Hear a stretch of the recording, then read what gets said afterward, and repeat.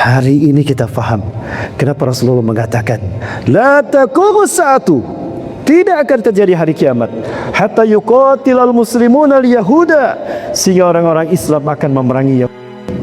Walau yahtabi'u min warasi syajar wa hajar, walaupun mereka bersembunyi di balik batu dan pohon. Taqulu syajar wa hajar, batu dan pohon akan berkata, ya muslim, ya mu'min, ta'al hada warayyahu uqtulhu. Muslim, mu'min, sini, di belakangku ada orang dia.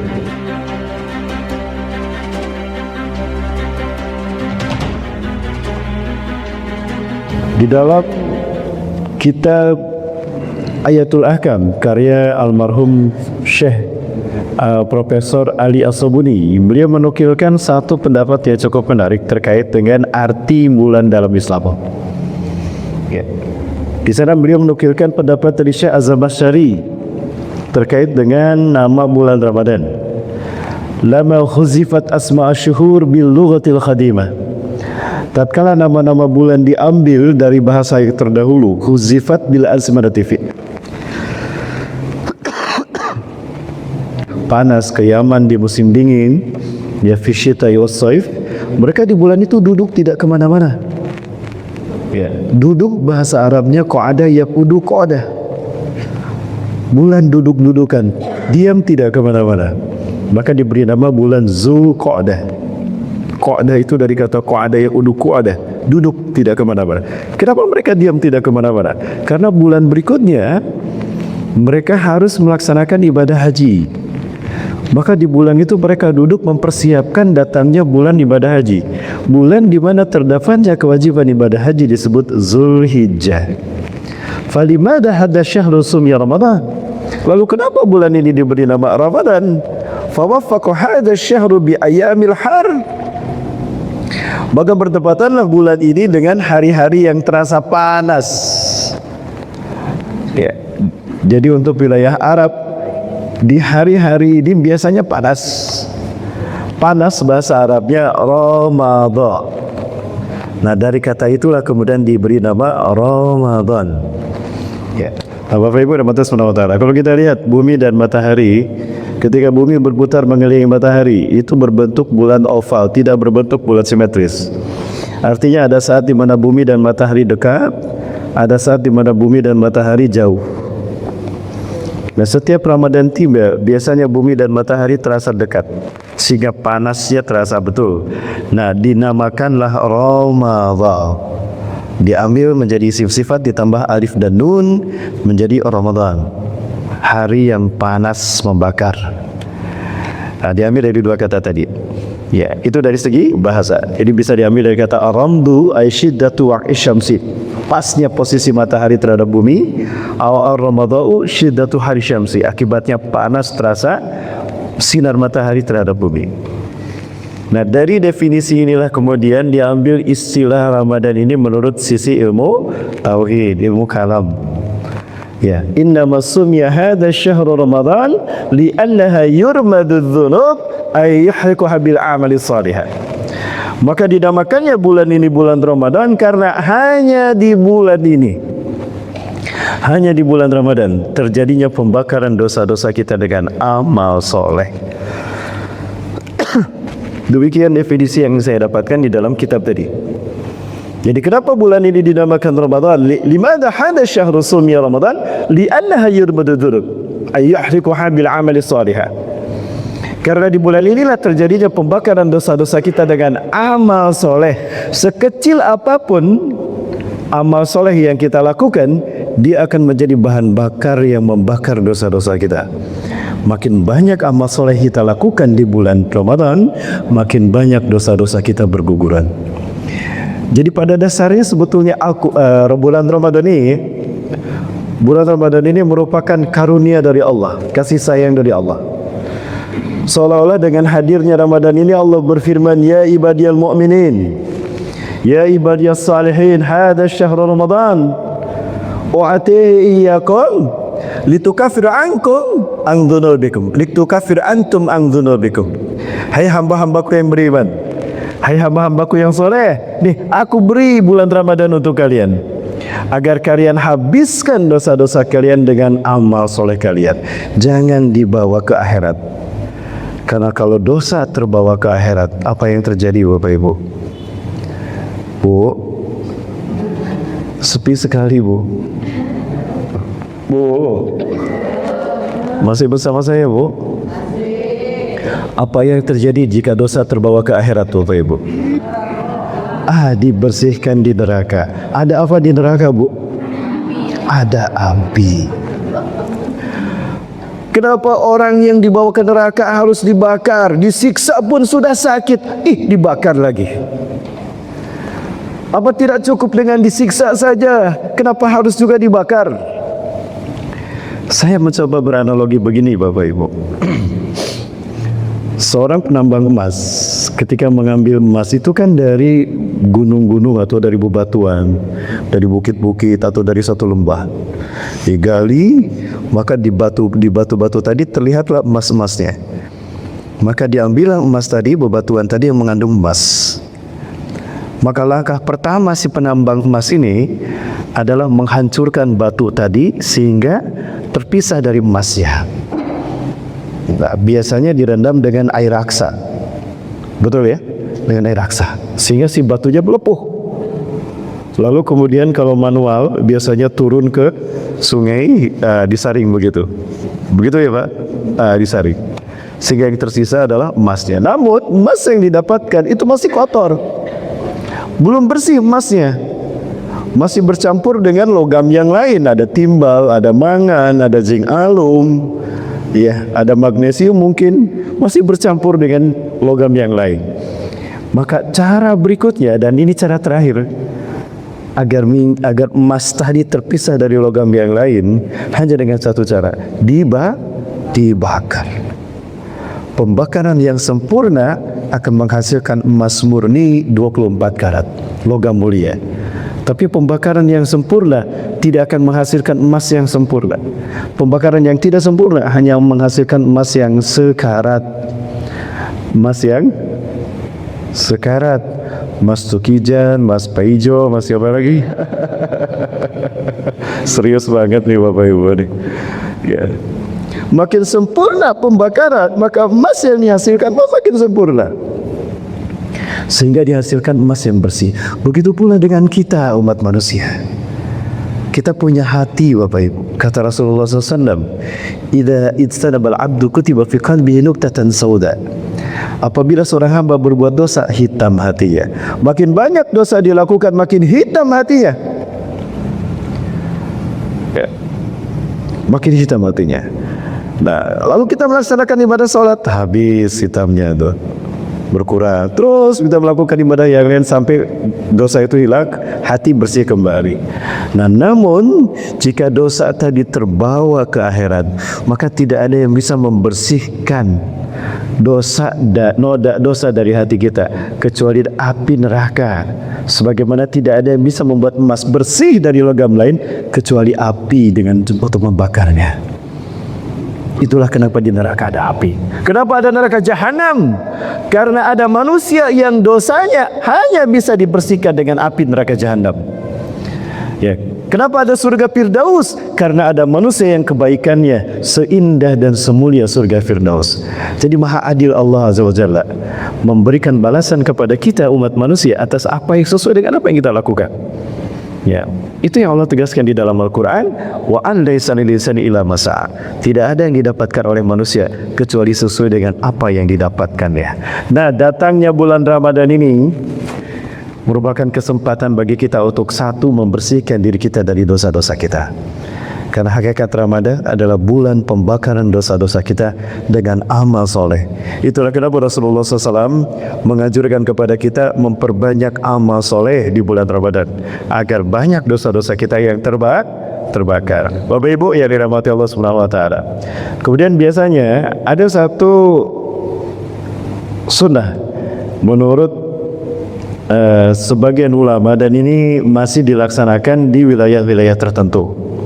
Apa itu? Yaitu sunnah melaksanakan khutbah akhir Syaban. Kami waktu di pesantren biasanya melakukan khutbah ini. Artinya di hari terakhir tanggal 29 Syaban, setelah sholat asar, Para sahabat tidak bubar, tapi masih bersama Rasulullah di masjid mendengarkan khutbah Rasulullah, di mana biasanya di akhir Sa'ban Rasulullah memberikan tarhib, penyambutan kepada bulan Ramadan, bulan suci Ramadan. Nah, sebagaimana kita dapatkan kisahnya di dalam kitab Tanbihul Ghafilin yang disusun oleh Syekh Abu Lais As-Samarqandi. Bapak Ibu bisa lihat, ini kitabnya langsung saya fotokan, karya Syekh Abu Lais As-Samarqandi, dan ini kisahnya pun saya kopikan langsung ya di dalam riwayat yang diterima dari sahabat Salman Al-Farisi. Namun betapapun demikian, hadis ini dianggap lemah oleh para ahli hadis mutaakhirin sekarang. Para pentahkik hadis menganggap hadis ini lemah, bahkan ada mengatakan hadis ini mungkar. Ya, hadis ini mungkar. Nah, betapapun demikian, hadis ini masih banyak juga yang menggunakan. Beberapa pondok pesantren masih ada yang menggunakan hadis ini. Ya, sebagai wacana bagi kita, ini bagus jika memang kita ingin mengetahuinya, Bapak Ibu sekalian. Boleh kita bahas, Bapak Ibu? Boleh sejamaah? Mana nih jamaah suaranya kayaknya sudah pada saum kayaknya ya. Jangan-jangan udah pada puasa nih jamaah nih. Belum? Kok lemes sekali Bapak Ibu? Jamaah mau masuk surga? Mau langsung apa mau mampir dulu ke neraka? Oh, mau langsung. Mau langsung hari ini? Mau Bapak Ibu duluan saya belakangan atau saya belakangan Bapak Ibu duluan? Oh, sudah aja Pak. Baik Bapak Ibu, kita lihat An Salman Al-Farisi radhiyallahu anhu qala, dari Salman Al-Farisi semoga Allah meridhoinya, qala, ia berkata, khatabana Rasulullah sallallahu alaihi wasallam akhira yaumin min Sya'ban. Rasulullah SAW memberikan khutbah kepada kami di hari terakhir bulan Sya'ban. Nah, persis pada asar seperti ini, pas sekali. Tapi besoknya tanggal 29. Kemudian faqala, kemudian Rasulullah bersabda, ayuhan nas, wahai manusia, innahu qad azalakum syahrun azimun, sungguh telah menaungi kalian satu bulan yang agung, mubarakun, penuh dengan berkah. Berkah artinya ziyadatul khair, bertambahnya nilai kebaikan, bertambah nilai pahala, bertambah nilai manfaat, bertambah nilai kegunaannya. Nah, itu berkah namanya. Kalau kita mengatakan semoga berkah, ya semoga bertambah nilai manfaatnya, semoga bertambah nilai pahalanya dan sebagainya. Kemudian syahrun fihi lailatul qadri wa hiya khairun min alfi syahr, bulan di mana di dalamnya terdapat Lailatul Qadar yang dia lebih baik daripada 1000 bulan. Syahrun faradallahu siyamah, bulan di mana Allah mewajibkan saumnya. Wa ja'ala qiyamal laili tatawwan, dan menjadikan orang yang menghidupkan malamnya sebagai ibadah sunnah. Membaca Quran ibadah sunnah, ya berzikir sunnah, sebagaimana sunnah yang ibadah di bulan yang lain. Kemudian faman tatawa fi bihaslatin minal khair, barang siapa yang melakukan kebaikan di bulan Ramadan berupa ibadah sunnah di bulan Ramadan itu, kana kaman ada faridatan fi masiwa. Dari sinilah kita faham kenapa dikatakan melaksanakan ibadah sunnah di bulan Ramadan pahalanya pahala wajib. Nah, ini berkahnya. Ibadahnya sunnah tapi diganjarnya wajib, berkah. Bertambah nilai pahala. Ya. Ada yang bisa jawab Bapak Ibu?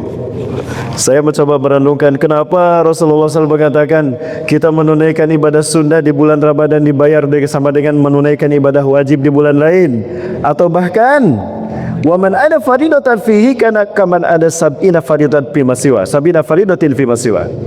Dan barang siapa yang menunaikan ibadah wajib di bulan Ramadan sama dengan dia menunaikan 70.000 ibadah wajib di bulan lain. Ya, ada yang bisa jawab Bapak Ibu? Yang bisa jawab dapat hadiah umroh gratis. Ayo Bu, berangkat ketemu di Masjidil Haram, pulang ketemu di Cengkareng Bu. Nah, gratis ya? Karena ibadah tadi dilakukan dalam keadaan kita beribadah juga. Kita sholat sunat di bulan Ramadan sedang saum. Kitanya sedang saum. Sambil ibadah wajib, ibadah saum, kita menunaikan ibadah-ibadah yang lain. Di luar Ramadan, tidak. Betul? Kita sholat sunnah di pada duhur misalnya. Pada duhur kita sholat sunnah setelah sholat duhur.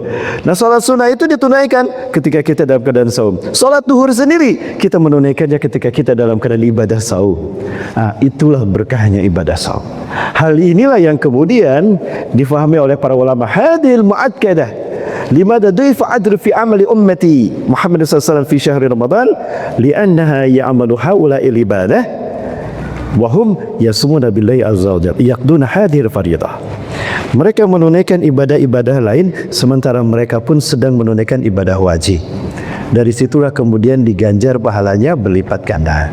Kemudian kata Rasulullah SAW terkait dengan kesucian bulan Ramadan ini, wa huwa syahrus sabri wa sabru sawabuhul jannah. Ramadan adalah bulan kesabaran dan sabar pahalanya surga. Ya, kita tahu di bulan Ramadan ini kita diuji untuk mengekang hawa nafsu kita. Bersabar menahan nafsu makan, bersabar menahan nafsu minum, bersabar menahan nafsu syahwat, mulai dari terbit fajar sampai terbenam matahari.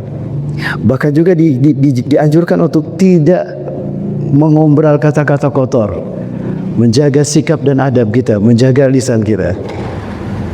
Ya, betul-betul diuji kesabaran kita. Sehingga didakana yawm sami'adukum fala yarfus fala yashab, kata Rasulullah. Maka dari itu siapapun di antara kalian yang sedang melaksanakan ibadah saum, jangan berkata-kata kotor, jangan berbuat hal-hal yang ribut, buatlah ketenangan di sekitar kalian. Khudu'. Ya, namun apa yang terjadi? Sesuatu yang aneh biasanya menjelang bulan Ramadan, petasan laku biasanya. Betul? Orang jual petasan. Orang jual apa? Mercon, kembang api. Padahal kata Rasulullah, bulan suci Ramadan itu harus tenang. Ya, kalau bukan kita yang memuliakan Ramadan, lalu siapa yang akan memuliakan Ramadan? Terkadang saya iri dan sedih. Coba kita lihat orang-orang yang beragama Hindu ketika mereka menyepi, betul-betul sepi itu. Betul? Coba Bapak Ibu pernah di hari raya Nyepi berada di Bali? Betul-betul sepi Bapak Ibu. Lalu kenapa kita orang Islam tidak bisa memuliakan bulan suci Ramadan sebagaimana mereka? Kalau bukan kita yang memuliakan Ramadan, lalu siapa yang akan memuliakan Ramadan? Ya. Bapak Ibu ya Subhanahu wa taala. Kemudian apa kata Rasulullah SAW? Wa huwa syahrul muwasah. Wa huwa syahrul muwasah, syahrun yuzadu fihi rizqul mu'mini. Bulan Ramadan adalah bulan pemerataan rizki, di mana Allah akan menambahkan rizki bagi orang beriman di bulan Ramadan ini. Ya, jamaah rahmati Allah, ketika kami dulu kuliah biasanya senang sekali ketika Ramadan tiba. Ya, kenapa demikian? Biasanya ada dapat dari syekh-syekh orang kaya, dari para masyayikh orang-orang kaya. Biasanya mereka berbagi sedekah. Berbagi sedekah. Ya, kampus yang biasa tempat di mana kami belajar di Mesir, ya teman-teman di Madinah, di Mekah pun sama. Orang-orang kaya datang dan mereka berbagi sedekah, dicari terutama masyarakat mahasiswa yang berasal dari negara berkembang, Indonesia, Bangladesh, Pakistan, ya Filipina. Mereka berbagi sampai teman saya itu luar biasa dapat sedekah banyak ketika menjelang Ramadan. Bisa untuk menjadi bekal hidup setahun berada di Mekah dan Madinah. Subhanallah, hanya menjelang Ramadan. Ya. Termasuk saya sempat mendapatkan tambahannya 2 peti kurma. Kita kirim ke rumah. Nah, seperti itu. Dan ini mudah itu terus bertambah sampai hari ini. Dan memang terbukti bahwa bulan Ramadan ini bulan di mana Allah tambahkan rezeki bagi orang-orang beriman. Nah, di bulan Ramadan ini Allah mengajarkan kepada kita bagaimana kita berbagi dan peduli kepada sesama. Merasakan bagaimana laparnya orang yang kelaparan, laparnya orang yang miskin dan fakir, tidak punya makanan dan tidak punya sesuatu untuk memenuhi kebutuhan hidup mereka. Itulah yang terjadi di bulan Ramadan. Sehingga Rasulullah menegaskan syahrun muwasa, syahrun yuzadu fihi rizqul mu'mini. Bagi mereka yang kemudian ingin bersedekah di bulan Ramadan ini, Allah berikan pahala yang luar biasa. Rasulullah SAW melanjutkan ceramahnya dengan mengatakan, man fatara fihi saiman kana lahu ka'itsqi raqabatin wa maghfiratan lidzunubihi. Subhanallah. Siapa yang memberikan sedekah berbuka bagi orang yang saum, hari biasa dilakukan ya di masjid-masjid. Biasa menjelang Ramadan, menjelang buka saum, suka ada yang kirim makanan ke masjid, betul? Sama di masjid ini Pak ya. Ada kirim apa aja Bu? Kirim tewan, bakwan, gorengan gitu ya. Apalagi Bu, kurma.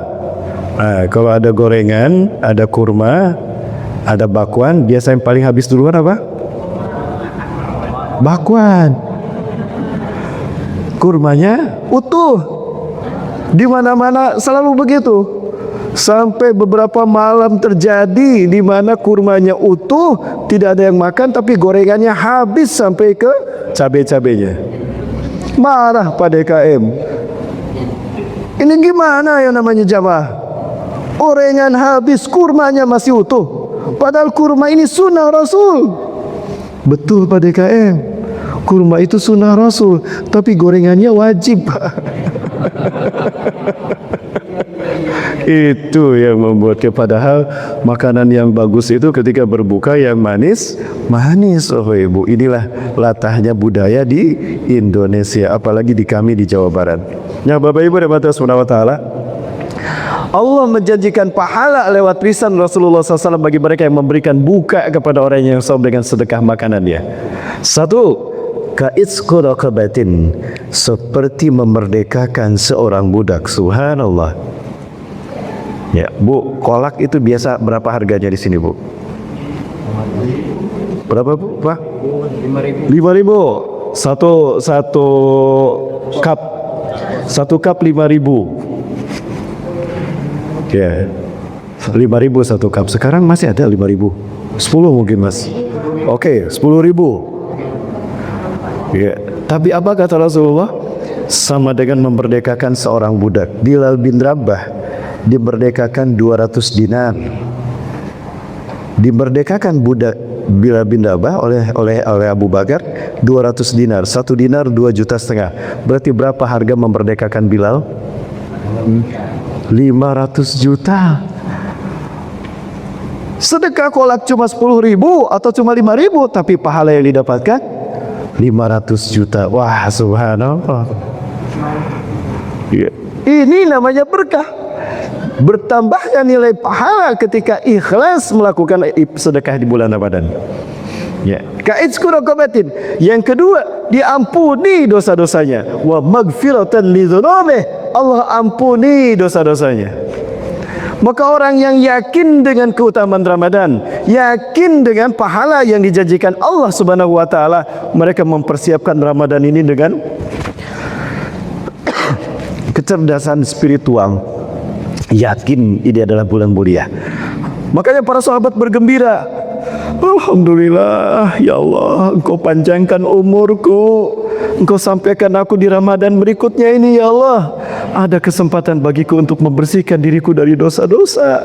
Ada kesempatan bagiku untuk menimbang pahala, mendulang pahala. Aku ingin mempersiapkan datangnya Ramadan ini. Satu, dengan bersedekah.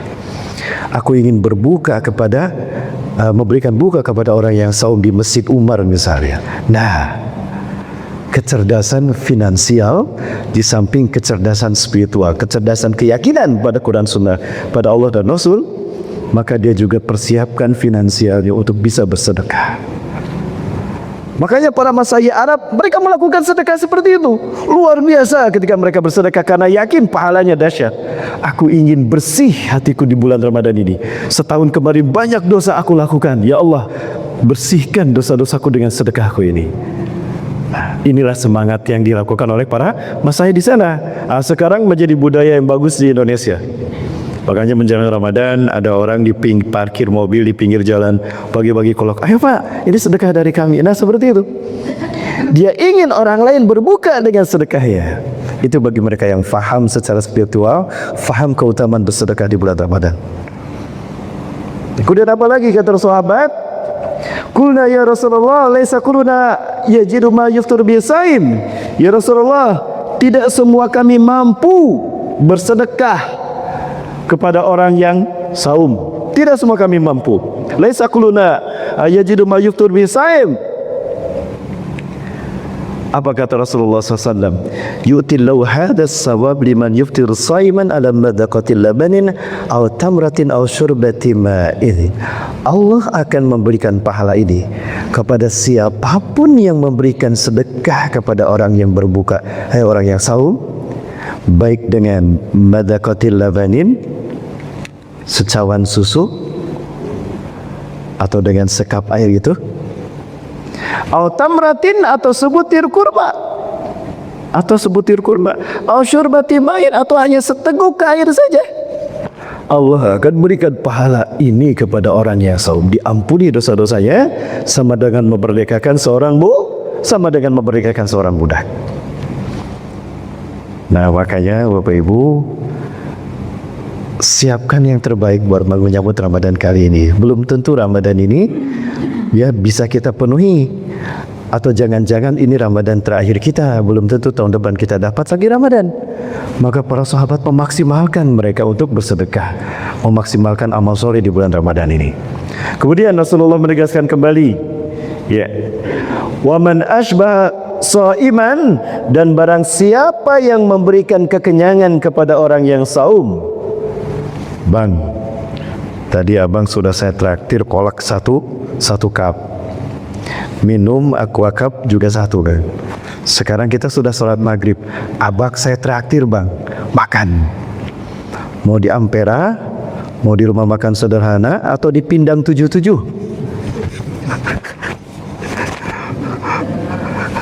Mau di mana bu? PVC.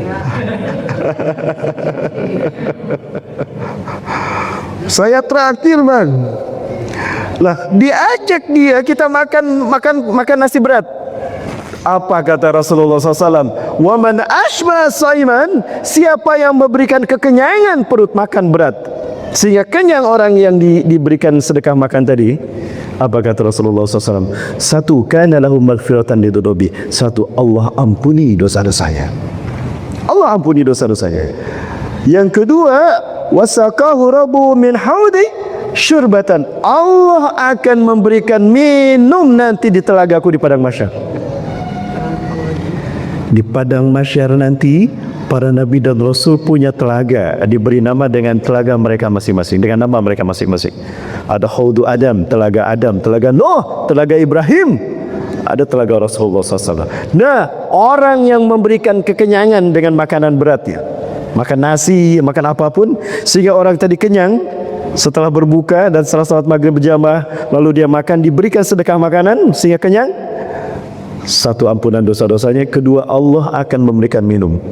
Rasulullah yang memberikan minumnya langsung kepada dia. Satu teguk dari telaganya, syurbatan la yazbau bada hatta yadhulal jannah. Dia tidak akan haus selama berada di padang mahsyar, sejak meminum tadi sampai masuk surga. Walaupun hanya seteguk, tapi tidak akan pernah haus sampai masuk surga. Artinya bukan hanya tidak haus, tapi orang yang berhasil mendapatkan minuman dari telaga tadi dijamin masuk surga. Subhanallah. Ini pahala berbagi di bulan Ramadan. Belum selesai keutamaannya. Apa kemudian kata Rasulullah SAW? Wa kana lahu mislu ajrihi min ghairi ayyanqusa min ujrihi syai'. Dia akan mendapatkan pahala saum orang yang menerima sedekahnya tanpa dikurangi pahala saum orang tadi. Inilah bulan kecerdasan intelektual. Maksudnya apa? Aku mau bulan ini saya saum tidak 30 hari. Aku ingin lebih 30 hari. Bisa. Silakan. Bisa Ustaz. Bisa Bapak Ibu. Gimana caranya Ustaz? Bikin orang berbuka dengan sedekah kita. Maka hari itu, misalnya begini Bapak Ibu, ini kita sedang saum nih, ada 5 orang nih, ya 5 orang ini kita traktir. Sudah kita kasih kolak, kita kasih minum, lalu kita kasih nasi bungkus. Apa yang terjadi? Hari itu kita mendapatkan 1 hari saum kita ditambah 5 hari saum orang yang menerima sedekah kita. Jadi hari itu kita berapa hari saumnya? 6 hari. Secara syariat cuma 1 hari, tapi secara pahala 6 hari. Maka orang yang paham ini, dia berbagi kepada orang lain. Dia ingin sedekahnya dimakan oleh orang lain agar pahala saum dia, aku pun mendapatkannya. Ini kecerdasan intelektual. Ini tarhib yang disampaikan oleh Rasulullah SAW. Dan inilah berkahnya bulan Ramadan, sehingga dinamakan Syahrul Mubarakun. Syahrul Mubarakah, salun penuh dengan berkah, bertambah nilai pahala, bertambah nilai kebaikan kepada sesama. Jemaah yang dirahmati Allah Subhanahu wa taala. Kemudian masih terkait dengan ceramah Rasulullah SAW. Wa huwa syahrun awwaluhu rahmatun wa awsatuhu maghfirah wa akhiruhu itqun minan nar. Bulan Ramadan adalah bulan yang 10 hari pertamanya adalah fase rahmat dari Allah, di mana Allah catatkan surga bagi hamba-hambanya yang melaksanakan ibadah saum. Wa awsatuhu maghfirah, kemudian Allah ampuni. Di fase yang kedua ini fase ampunan. 10 hari kedua fase maghfirah, fase ampunan dari Allah Subhanahu wa taala. Ya. Kemudian fase yang ketiga itqun minan nari wa akhiruhu itqun minan nar. 10 hari terakhir adalah pembebasan manusia dari api neraka. Ya, dari sini ternyata saya paham, oh ini riwayat yang menyebutkan 10 hari pertama Ramadan rahmat dari Allah, 10 hari kedua maghfirah, 10 hari terakhir pembebasan dari api neraka. Ya. Banyak riwayat yang lain. Kenapa hadis ini betapapun mungkar masih digunakan oleh para ulama? Karena ada hadis-hadis yang lain yang hadisnya sahih menguatkan isi hadis ini, sehingga betapapun dia lemah, dia menjadi hasan atau menjadi terangkat derajat kevaliditasnya tertolong oleh hadis-hadis yang lain. Bahkan jamaah, contohnya tentang itqun minan nar, dijauhkannya kita dari api neraka. Di dalam kitab Riyadhus Shalihin, ya, karya Syekh An-Nawawi rahimahullah, di sana disebutkan tentang keutamaan saum 1 hari di jalan Allah. Ma min abdin yasumu yawman fi sabilillah illa ba'dallahu bidzalika al-yawm sabila kharifan minan nar. Tidak seorang hamba pun yang melaksanakan saum di jalan Allah karena Allah sehari saja, melainkan Allah akan menjauhkan dia dari api neraka sejauh 70 kali musim panen atau 70 tahun. 1 hari kita saum, 70 tahun kita terjauh, terhindar dari api neraka. Terbukti apa yang disampaikan Rasulullah, wa ayru iskum minan nar. Dan yang terakhir kata Rasulullah adalah fase dijauhkannya manusia dari api neraka. Hadis yang lain yang sahih menguatkan makna ini. Berarti betapapun hadis ini mungkar, tapi ternyata ada hadis yang sahih, dia naik derajatnya menjadi hasan, Bapak Ibu. Begitu jamaah yang dirahmati Allah. Jamaah masih bersama saya? Masih. Hening sekali ini jamaah. Oi jamaah. Lanjut. Masya Allah. Terakhir kalimat yang disampaikan Rasulullah SAW, wa man khaffafa an mamlukihi fihi a'taqahullahu minan nar. Barang siapa yang meringankan tugas bawahannya, tugas karyawannya di bulan Ramadan, Allah akan membebaskan dia dari api neraka. Contoh, kita manajer perusahaan, kita punya 100 karyawan. Biasa full 8 jam kita kerja, karyawannya kerja. Di bulan Ramadan diringankan hanya 4 jam saja. Diringankan karena ibadah saum. Yang biasanya pulang jam 5 sore, jam 2 siang sudah pulang.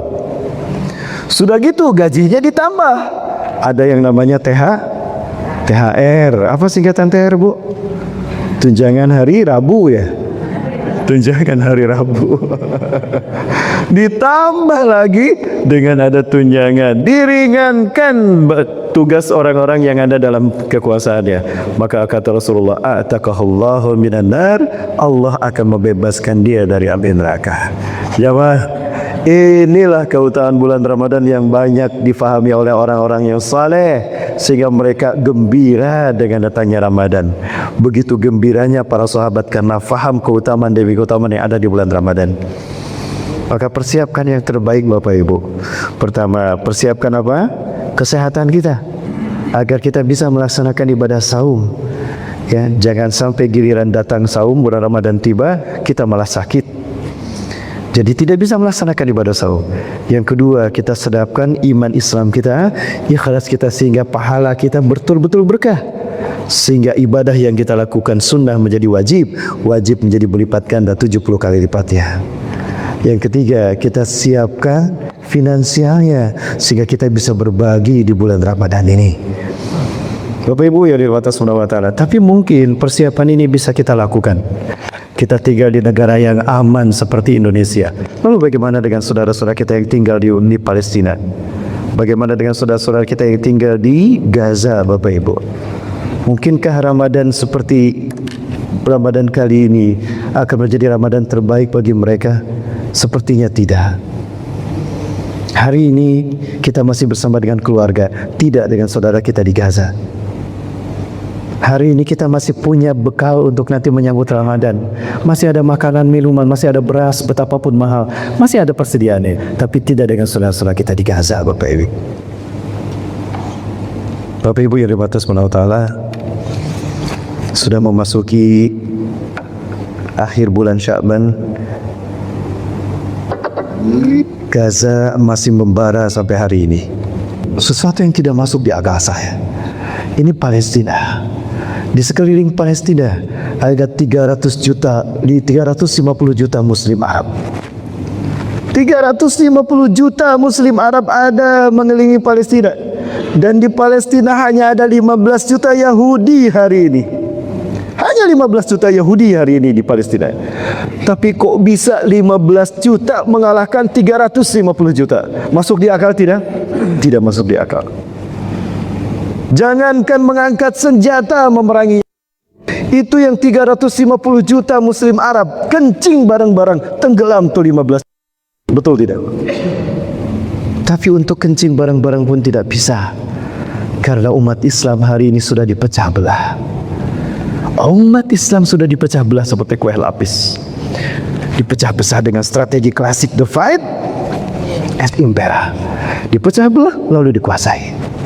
Diangkat untuk mereka pemimpin-pemimpin yang loyal kepada Barat, loyal kepada musuh-musuh Islam, tapi dia kejam kepada rakyatnya sendiri yang beragama Islam. Itulah yang terjadi. Dan maka apa yang terjadi kemudian? Bukan hanya kekayaan alam kita yang dirampas oleh musuh-musuh Islam, bukan hanya keringat kita yang diperas, kita menjadi budak mereka majikan kita, kita diperas keringat kita setiap hari. Bukan hanya itu. Dan bukan hanya darah-darah yang mereka kucurkan dari umat Islam, Bapak Ibu. Akidah umat Islam juga diperas habis. Aliran-aliran sesat ditumbuhkan untuk membuat umat Islam pun bingung mana Islam yang sesungguhnya. Subhanallah. Maka tidak salah jika Rasulullah kembali memanggil kita berkali-kali, umatku, umatku, umatku. Bapak Ibu sekalian yang dirahmati Allah, ada pertanyaan kepada saya, Ustaz, apa harus selamanya Palestina ini berdarah-darah seperti ini, Ustaz? Ya. Beliau mengatakan ini karena kami saat itu sedang berada di Palestina bersama-sama dengan dia. Maka saya katakan kepada beliau, tidak Pak, tidak, demi Allah, Palestina tidak akan selamanya seperti ini. Ya. Lalu kenapa mereka dibantai, Ustaz? Mana pertolongan dari Allah? Apa ini tidak kejam namanya, Ustaz? Kenapa harus berakhir seperti ini yang namanya Palestina, Ustaz? Apa mereka tidak mendapatkan keadilan yang lain dari Allah Subhanahu wa Ta'ala? Dan kenapa yang dibiarkan mereka membaca dan tidak dihukum oleh Allah Subhanahu wa Ta'ala? Terkait dengan pertanyaan yang pertama, secara manusiawi saya pun tidak bisa menjawab. Mungkin itu pula pertanyaan yang ada dalam hati saya secara manusiawi, tapi tidak dalam hitung-hitungan Allah dan Rasulnya. Rasulullah SAW menjelaskan kepada kita, ummati hadhihi ummatun marhumatun laisa laha iqabun fil akhirah. Kabar gembira ternyata Rasulullah sampaikan kepada kita.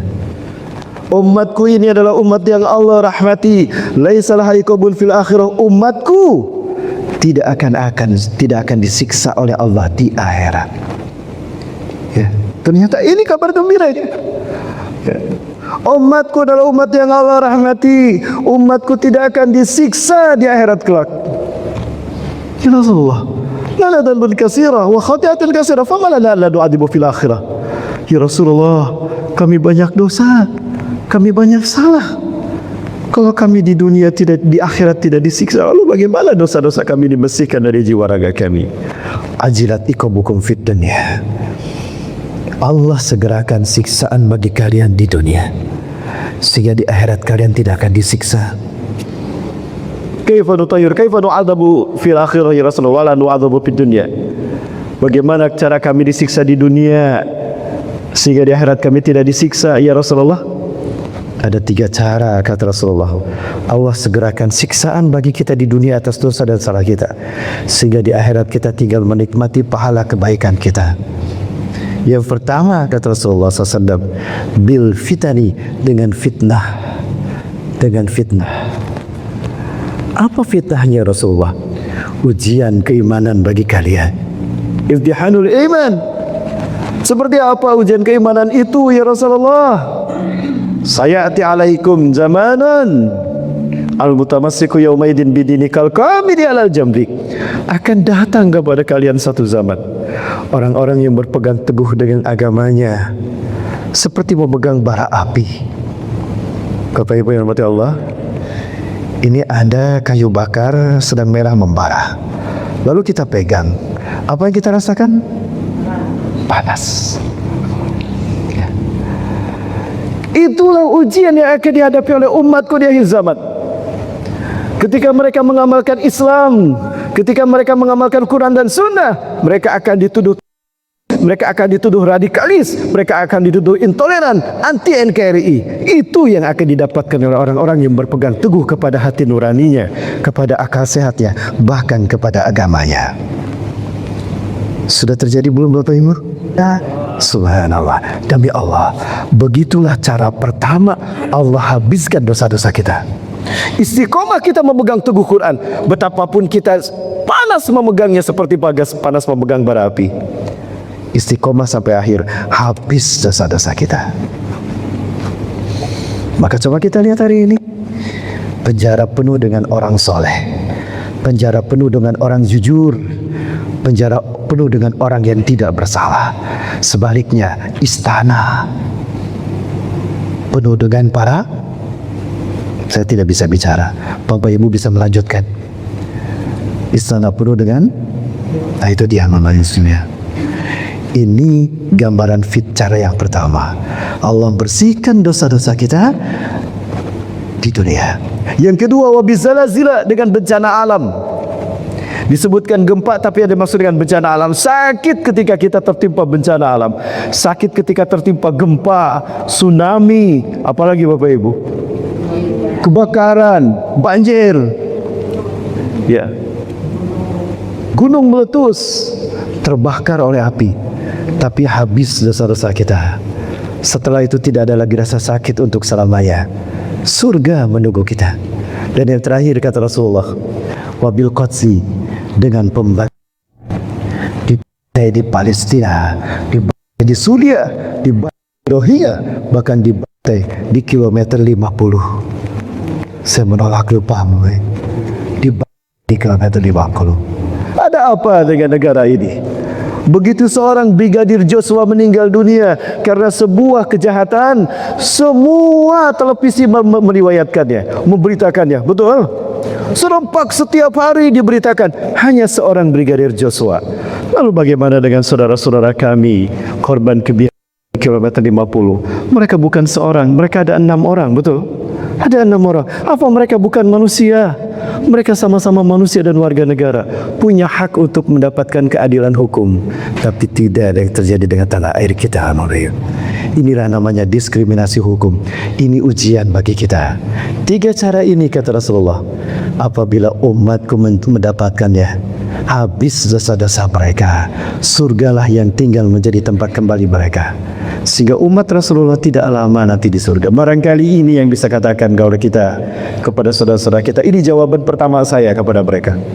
Yang kedua, kenapa orang yang biarkan hidup ya Rasulullah? Kenapa mereka tidak dihabisi? Ada saat di mana Allah akan memberikan hukuman kepada bangsa. Akan ada saat di mana dunia akan menghukum bangsa. Jamaah yang dirahmati Allah, Rasulullah orang yang sangat lembut hatinya, orang yang paling pemaaf, bahkan musuh pun Rasulullah maafkan.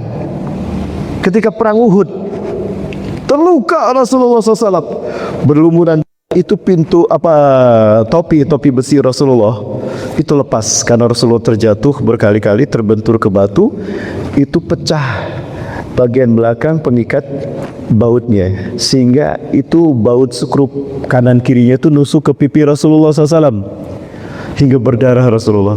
Tapi anehnya Rasulullah mengusap semua darahnya, tidak ada setetes darah pun Rasulullah biarkan menyentuh tanah. Para sahabat yang menyaksikan keheranan, ya Rasulullah, kenapa tidak Anda biarkan tetesan darah Anda jatuh ke bumi? Mungkin bumi punya hak menerima tetesan darah Anda. Tidak, demi Allah, aku tidak akan pernah biarkan satu tetes pun darahku menyentuh bumi. Kenapa ya Rasulullah? Demi Allah, aku mendengar malaikat di sekitar sini berkata, Allah berfirman, sungguh Allah berfirman, andai ada setetes darah dari kekasihku Muhammad jatuh menetes ke bumi, la uhlikuhum jami'an hatta la yabqa minhum min ahadin. Akan aku habiskan mereka, kata Allah, akan aku azab mereka, akan aku musnahkan mereka sehingga tidak tersisa seorang pun. Aku tidak mau Allah menyiksa mereka, aku tidak mau mereka dihabisi oleh Allah dengan azabnya betapapun mereka memerangiku. Innahum qaumun la ya'lamun. Mereka tidak tahu siapa aku, wahai sahabat. Bayangkan, musuh masih diampuni oleh Rasulullah. Tapi tidak ketika Rasulullah berbicara, ya, tidak ada rasa belas kasih untuk kita. Hari ini kita faham kenapa Rasulullah mengatakan, la taqumus saatu, tidak akan terjadi hari kiamat hatta yuqatilal muslimun al-yahuda, sehingga orang-orang Islam akan memerangi Yahudi. Walau yahtabi umi warasajar wahajar, walaupun mereka bersembunyi di balik batu dan pohon, takunu syajar wahajar, batu dan pohon akan berkata, ya muslim, ya mu'min, ta'al hada waraiyahu uqtulhu. Muslim, mu'min, sini, di belakangku ada orang dia, kecuali pohon gorkot. Allah Akbar. Batu dan pohon pun Allah izinkan untuk berbicara tentang kebiadaban, kecuali pohon gorkot. Ya, fa'ina syajaratul Yahud, karena gorkot adalah pohon Yahudi. Ada pohon gorkot di Bengkulu, Pak? Ada di sini? Tidak ada, Bapak Ibu. So this one down here, and you can see Yahudi houses popped up. Yahudi houses popped. Ini wilayah Yerusalem Timur, Bapak Ibu. Kalau kami keluar untuk meninggalkan Al-Aqsa, kami selalu melalui jalan ini. Karena jalan ini akan terus menghantarkan kami ke Transjordania, sehingga kami sampai ke perbatasan Palestina dan Jordan. Biasanya di sini kami berhenti untuk memperlihatkan pohon gorkot. Bapak Ibu bisa menyaksikan orang-orang yang berhasil merampas tanah orang Palestina, itu tidak ada yang berani membangun rumah di pinggir jalan. Mereka tidak berani bangun rumah di pinggir jalan karena mereka faham kejahatan bangsa mereka suatu saat akan dihukum dunia. Maka mereka bangun rumah di puncak-puncak bukit.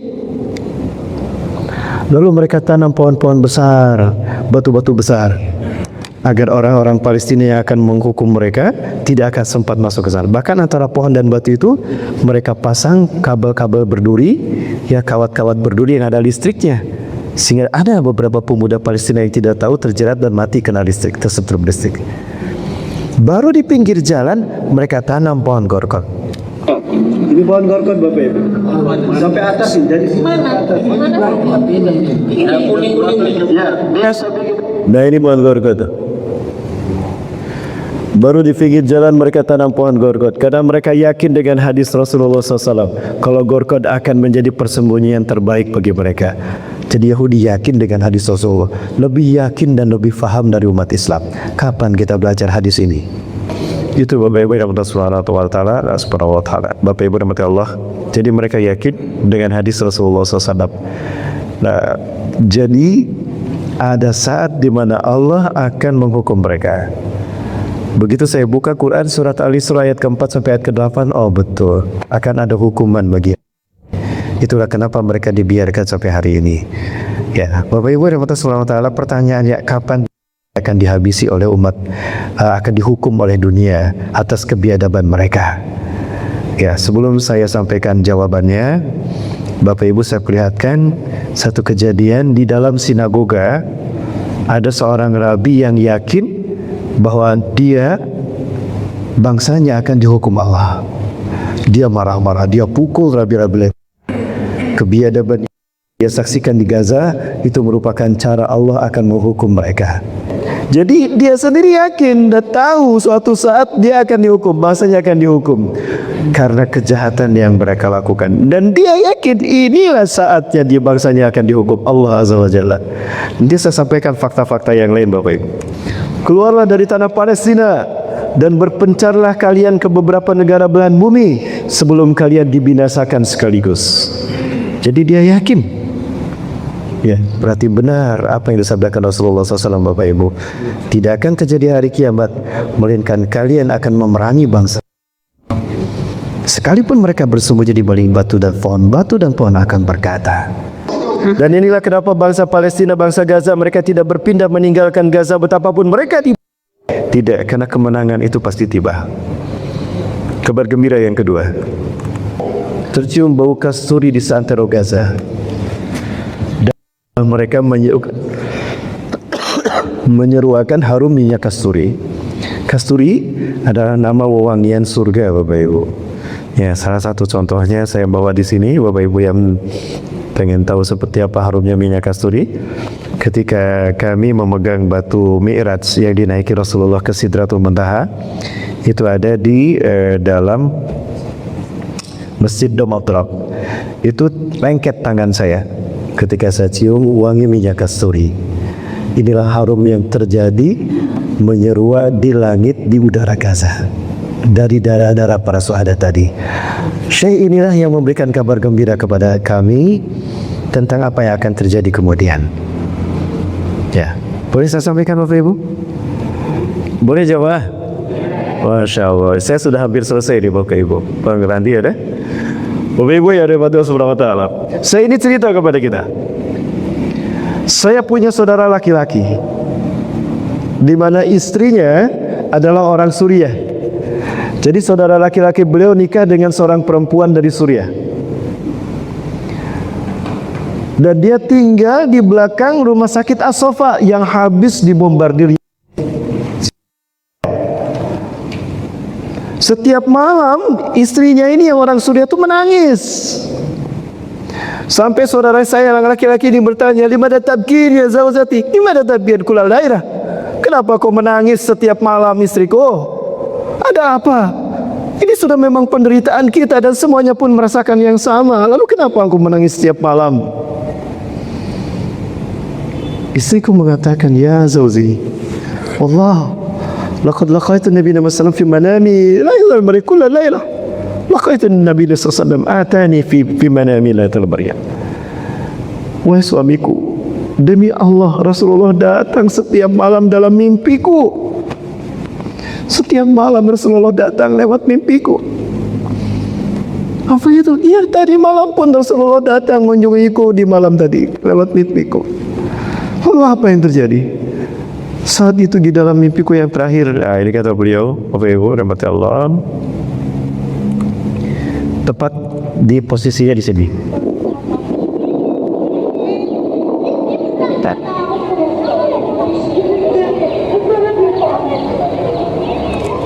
Kalau kita masuk ke Palestina, ke Masjid Al-Aqsa lewat Babul Hutah, masjid pertama yang akan kita dapati adalah Dome of Turab, masjid ini. Dinamakan Dome of Turab atau Qubatus Sughra, karena di dalam masjid inilah terdapat batu miras yang dinaiki Rasulullah ketika Isra Mi'raj naik ke Sidratul Muntaha. Nah, batunya sebesar kubahnya. Batunya sebesar kubah. Jadi kubahnya emas, batunya ada di dalam. Ini adalah kubah di mana Rasulullah berdiri menjadi imam sholat ketika Isra Mi'raj. 1.500 Nabi dan Rasul dari Bani Israil berkumpul di sini. Nah, dalam mimpinya Rasulullah duduk di sini, Bapak Ibu. Rasulullah duduk di sini. Kami kaum muslimin Gaza yang dibantai berkumpul di sekitar sini. Wa nashku ilaihi ma asabana min zulmil yahud. Kami curhat kepada Rasulullah tentang kezaliman yang saya dapatkan, yang kita dapatkan. Tapi apa kata Rasulullah SAW? Rasulullah malah tersenyum. Rasulullah malah tersenyum. Rasulullah kemudian mengatakan kepada kami, Isbiru ya ahla Syam. Bersabarlah wahai penduduk Syam, bersabarlah. Qaribun alaina nusratu bid'allah. Telah dekat pertolongan Allah kepada kita. Telah dekat pertolongan Allah kepada kita. Subhanallah, Bapak Ibu, ini yang terjadi, Bapak Ibu sekalian bagi Allah. Kemudian sahabat saya itu bertanya lagi, Ustaz, kalau begitu kapan kemenangan itu akan terjadi, Ustaz? Baik Bapak Ibu yang dirahmati subhanahu wa ta'ala, kemenangan rahasia dari Allah subhanahu wa ta'ala. Kapan Gaza akan merdeka, Palestina akan merdeka dan Israel akan hancur, itu hak prerogatif Allah. Rasulullah hanya menyebutkan ciri-cirinya saja kepada kita. Apa ciri-cirinya, Ustaz? Baik, yang pertama hadisnya ini.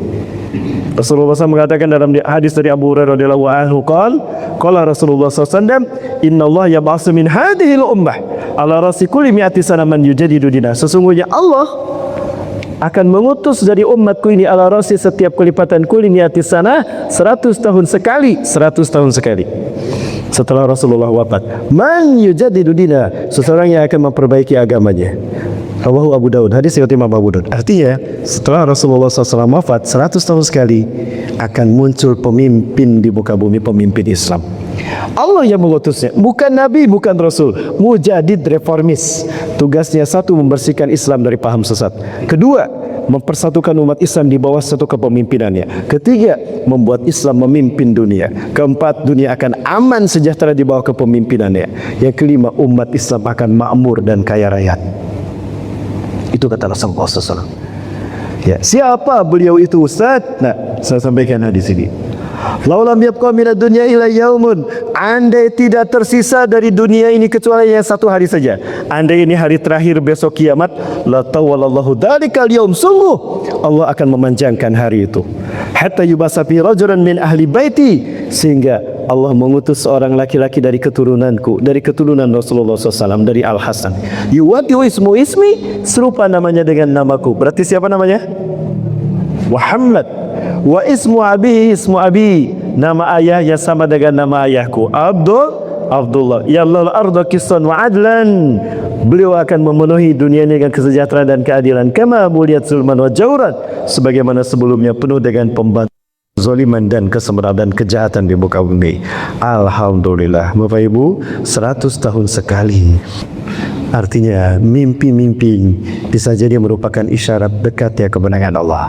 Dan terakhir, Bapak Ibu, tahukah Bapak Ibu, ada 3 pasukan yang Allah persiapkan untuk pemimpin kebangkitan Islam menjadi pasukan terbaik Imam Mahdi. Satu saja saya ingin sebutkan. Siapa kira-kira Bapak Ibu? Ada yang tahu satu dari 3 pasukan tadi? Insya Allah kaum muslimin dari Bengkulu, Bapak ya. Dari Bengkulu, Bapak. Loh, kok pesimis? Ini hadisnya jelas nih, Bapak. Dari Sauban ia cerita bahwasanya aku mendengar Rasulullah sesungguhnya beliau mendengar Rasulullah bersabda, Inna Rabbi zawaliyal ardo, Allah membentangkan bumi ini untukku. Bumi yang bulat dibikin datar, hatta ra'aitu masyariqaha wa magharibaha, sehingga aku melihat bumi ini terbentang dari timur hingga ke barat dunia. Wa atani al-kanzain, Allah memberikan kepadaku 2 pusaka, al-ahmar wal abyad, pusaka merah putih. Pusaka merah putih. Wa ana ummati sayablughu mulku ma zawaliya baina umatku di akhir zaman akan kembali menguasai timur hingga ke barat dunia dengan pusaka merah putih ini. Allahu Akbar. Rupanya hadis inilah Bapak Ibu yang membuat bendera kita berwarna merah putih. Kami seminar satu meja dengan Profesor Ahmad Mansur Surya Negara. Beliau mengatakan, Ustadz, hadis ini yang memerintahkan para ulama pejuang kemerdekaan, robek warna birunya, sisakan merah putih. Itulah pusaka Rasulullah untuk Nusantara kita ini. Allahu Akbar. Bapak Ibu, saya tanyakan hadis ini kepada guru saya, Syekh Ali Al-Abbasi. 2016 saya berkunjung ke sana bersama jamaah Al-Aqsa, jamaah umrah plus Aqsa. Kami sholat subuh di Masjid Kibli yang berkubah hitam, bukan kubah emas tapi kubah hitam, masjid kedua yang ada di permukaan Masjidil Aqsa.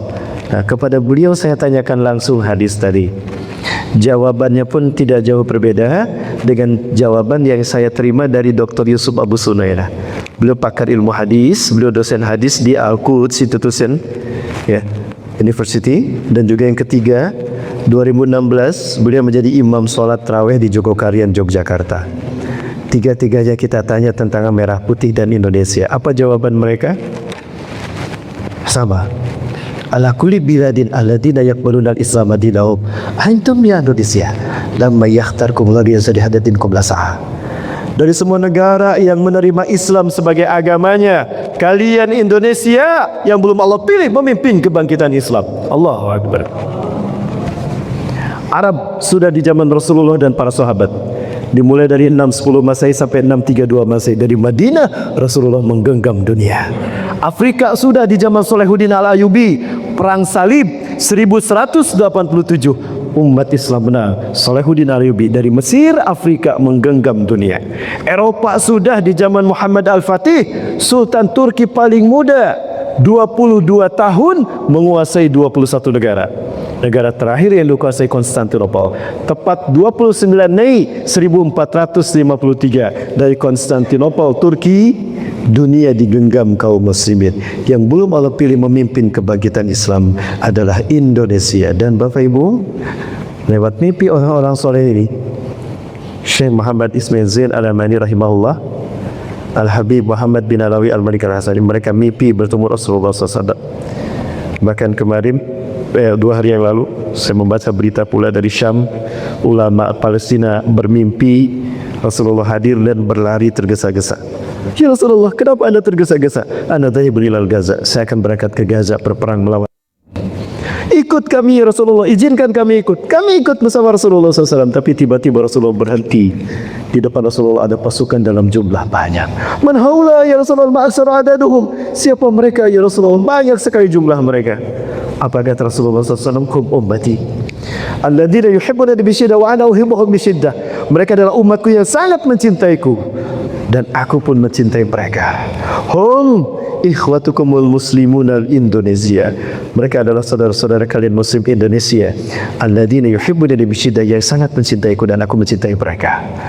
Merekalah Indonesia yang akan membebaskan kalian dari zalimnya dan akan mengembalikan Al-Aqsa ke pangkuan kalian umat Islam dunia.